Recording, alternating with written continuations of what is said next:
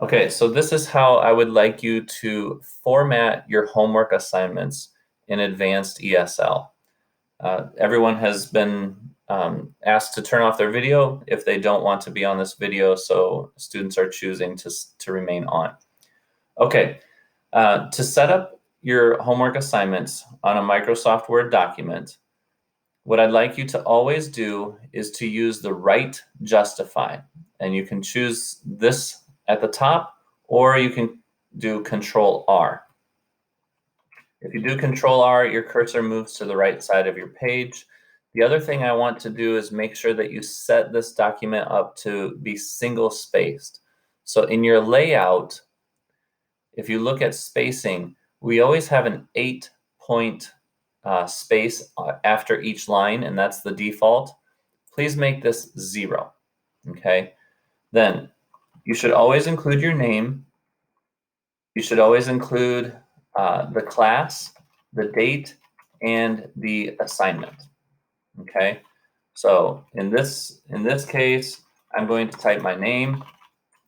Make sure you always use capital letters for your names. My class is Advanced ESL, Module C. Date, it doesn't matter if you use, like for example, the exact date, March 22nd, or if you want, you can just do spring 2021, the term. And the assignment, usually it might be something like Unit 7 essay, okay? Today we're gonna do Module C first class writing sample, okay? Then hit return a couple of times, and for a title, I always want it centered. And for center, you can click on this one, or you can do Control E. So you Control plus E. So Control R will take you to the right, Control E, center, Control L, left. For your title, I always want it a little bigger, so I'll go from 11 to 16 for my title. And you should have proper capitalization on your titles. Your title should always include a capitalized word for the first and the last word, and any other important words. So nouns, verbs, adjectives, adverbs.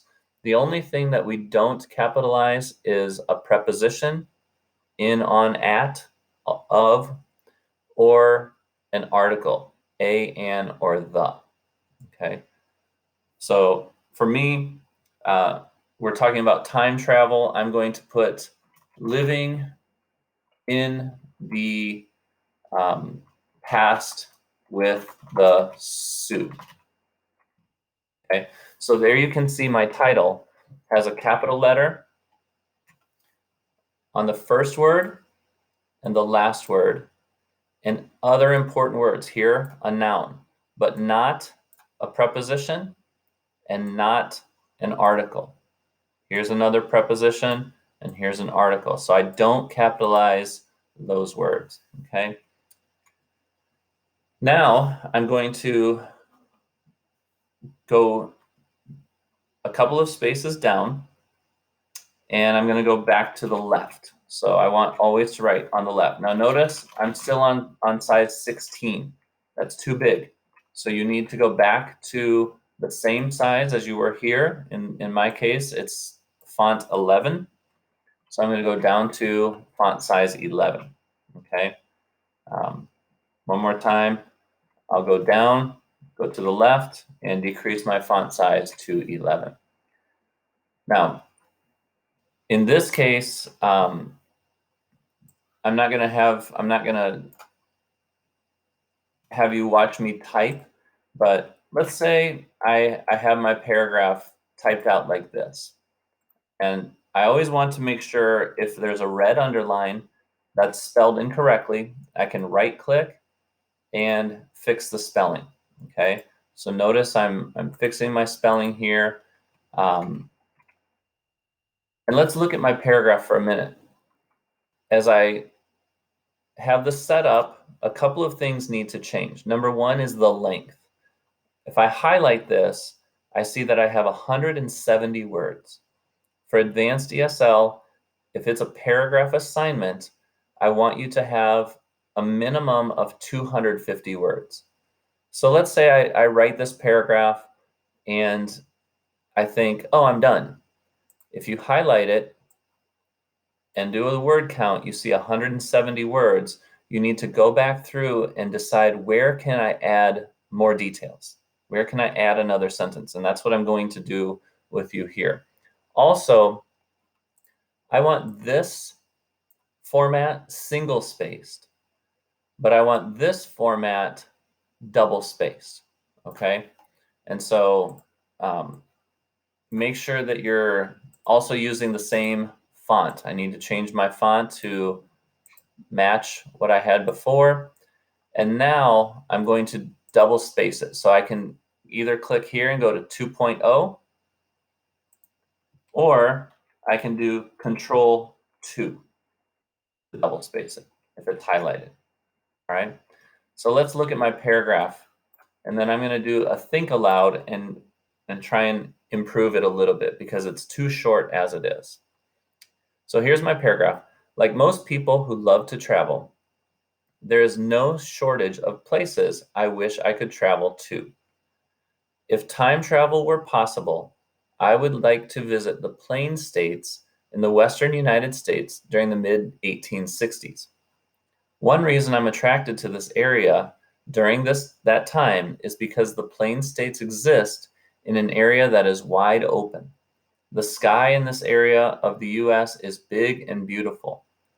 Another reason I would want to go there is because I love Native American culture and history. There is a group of Native Americans known as Sioux in English and Lakota in their native language. I would love to know people from this group. I would love to learn their language, eat their food, and participate in their cultural events. If I could go anywhere in the history of the world, there are many choices I could make, but seeing life as a Sioux in a Sioux community would be one of my first choices. Okay, a couple of things here. I have a topic sentence that introduces the idea to my writer. I have a concluding sentence, which is very similar to my introduction. They sound very similar. And I have some supporting sentences here. You notice I use another reason to transition from one reason to another reason. And that's good. But again, my paragraph is too short.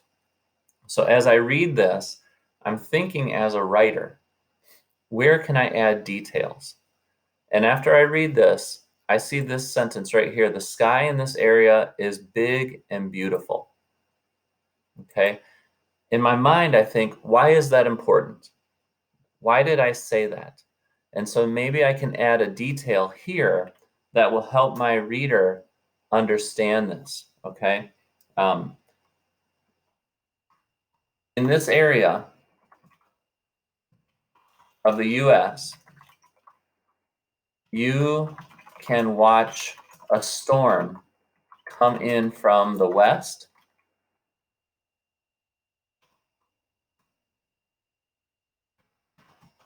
You can also see millions of stars at night. Both of these fill me with awe and wonder. Okay, so now I've given a little more detail and I explain my reason why. I like to be filled with awe and wonder. Another area that I think I can improve is down here. So I would love to learn their language, eat their food, and participate in their cultural events.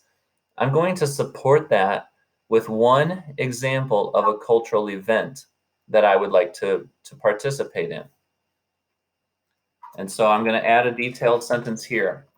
One event that I would like to participate in is a hunt.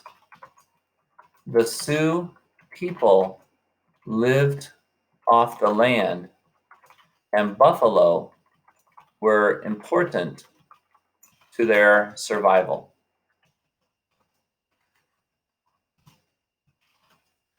They only hunted for what they needed and never wasted anything from the hunt. I would love to learn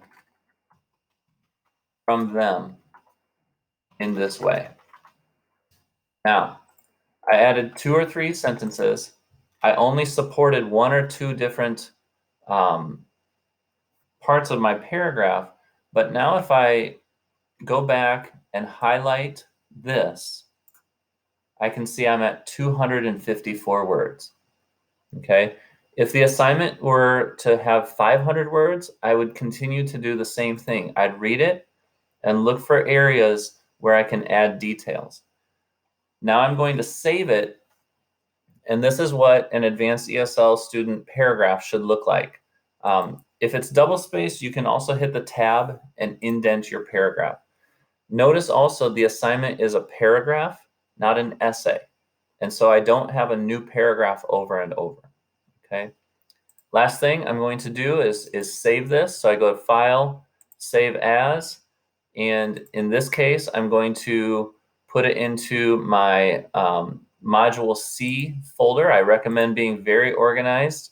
And so I have a folder for Advanced ESL, Module C, and I have a folder for First Class. And here I'm going to do Time Travel Assignment, Ryan, and my name. Okay, so I give it a good name. And now at the top, you can see that it has the name that I just gave, okay? Finally, I will go to Blackboard, and in the assignment, which is always red, I'll upload this and attach my file here. Because I gave it a good name, it's going to be very easy to find. I go to my First Class, Time Travel Assignment Ryan, and that's how I attach it, and come down and hit Submit.